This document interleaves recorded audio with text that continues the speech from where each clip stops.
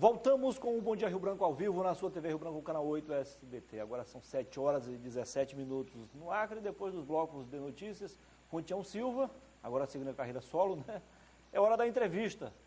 E eu tenho o prazer de conversar agora com o Dr. Cristóvão, diretor-geral do Deracre. Lembrando a você que este bloco tem o apoio do Supermercado Araújo, do Araújo Mix e também da Newflex, que representa no Marcos colchões Confortimag, colchões magnéticos.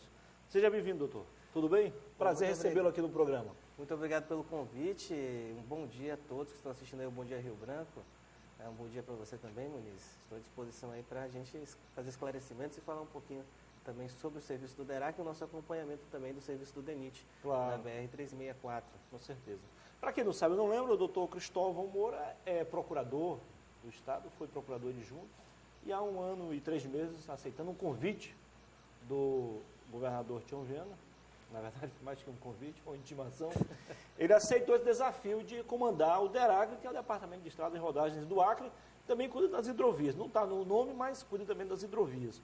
Doutor, afinal de contas, o que aconteceu com a BR-364? Vamos fazer um resgate rapidinho para a gente entrar em outros assuntos aí. Ok, mas tá no nome sim, não está na sigla, né? Mas o nome inteiro do lá, Deracre né? é bastante completo. Exato. Mas vamos lá, a rodovia BR-364, na verdade é um sonho antigo de toda a população do estado do Acre, desde os anos 70, na verdade, esse desafio de se fazer a interligação do estado do Acre. Desde os governos militares, passando por todos os governos do estado do Acre, até chegarmos aos governos da Frente Popular que concretizaram esse desafio e conseguiram também realizar esse sonho de toda a população do estado do Acre, mudando, na verdade, todo o eixo econômico do estado do Acre para que a gente pudesse ter um outro patamar de desenvolvimento. Claro.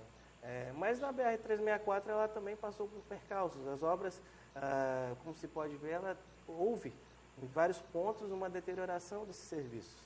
E muito se questionou, eu ficava muito triste também, porque eu tenho na nossa equipe lá muita gente que trabalhou, desde os engenheiros mais graduados até as pessoas mais simples, que dedicaram suas vidas a esse projeto, vinham também como um sonho, uma realização pessoal, ter essa rodovia concluída. Muitos abriram mão de suas vidas pessoais em prol desse sonho, de realizar esse sonho, dedicaram suor e sangue e lágrimas, como eles E o senhor tem raízes na região também, né? Sena Madureira? Justamente, fui criado em Sena Madureira, tenho raízes muito profundas com toda a região do Purus.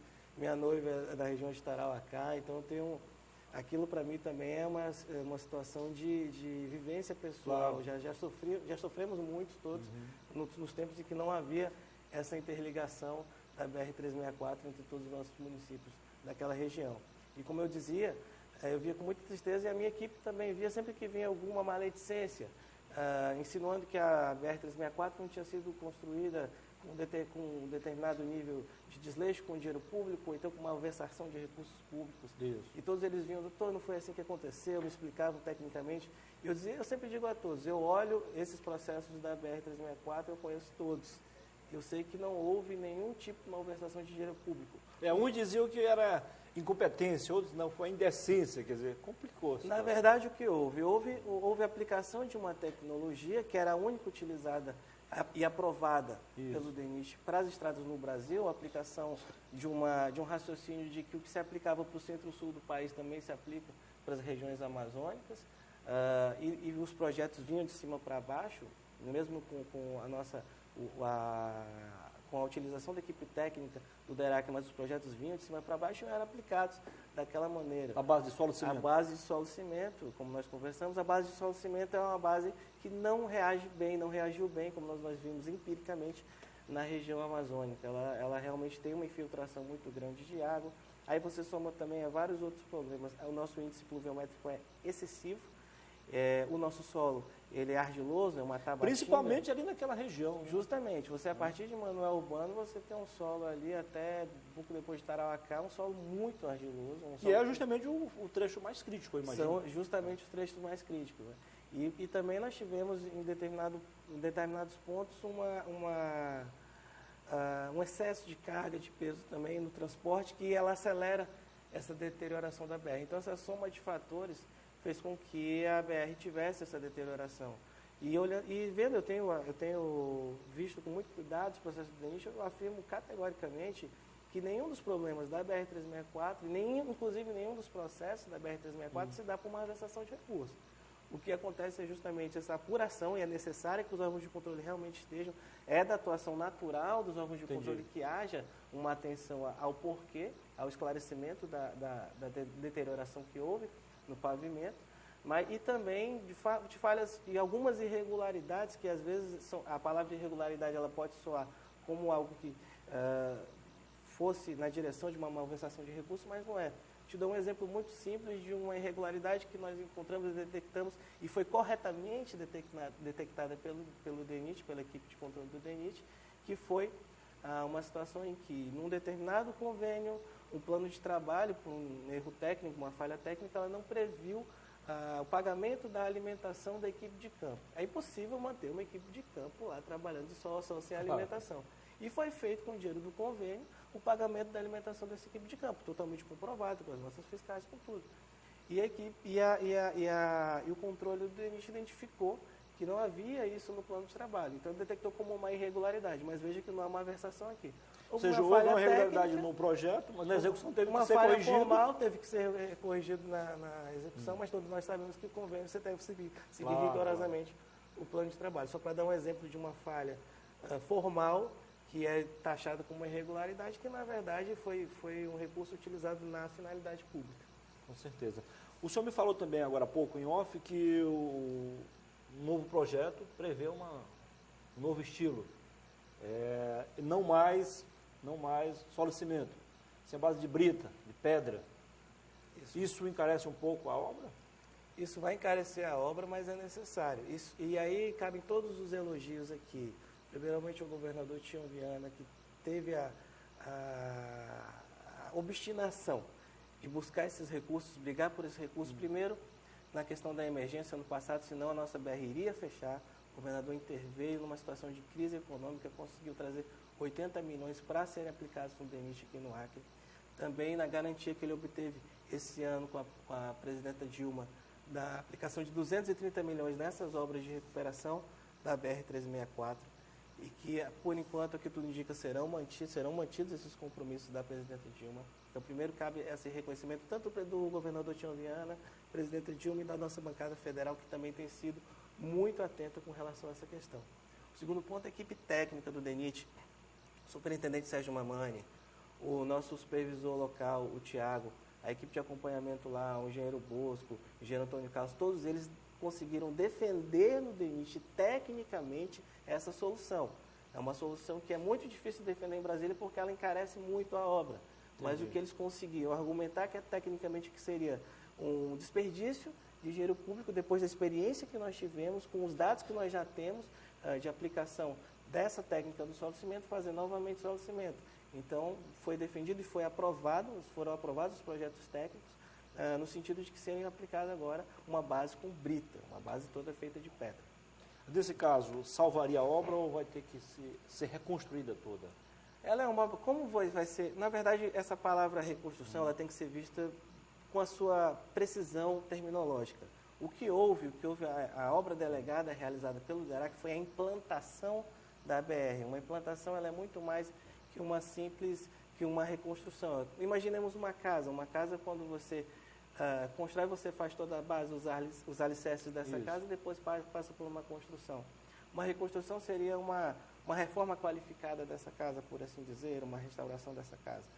A BR-364 nós tivemos que fazer, a partir desde o início. Você imagina que nos anos passados, a tecnologia possível à época do 7º BEC, por exemplo, era colocar material vegetal, aqueles troncos mesmo de madeira para dar tráfego na BR.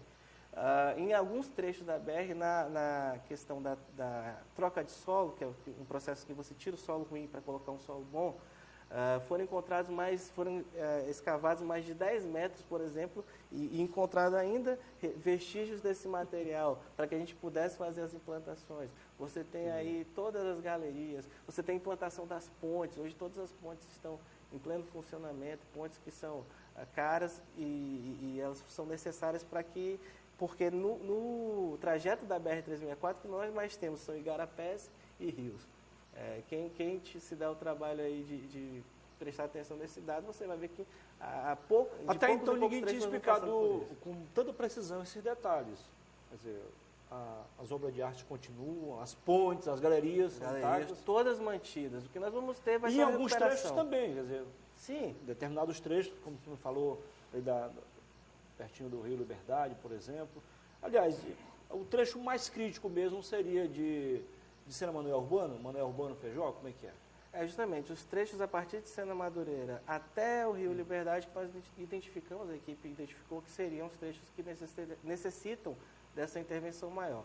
Mas quem anda pela BR-364 já percebe que a partir de Tarauacá já houve, e aí com o recurso da emergência do ano passado, os 80 milhões que o governador Tião Viana trouxe, já há um trabalho muito interessante da aplicação de pedra com macadame hidráulico.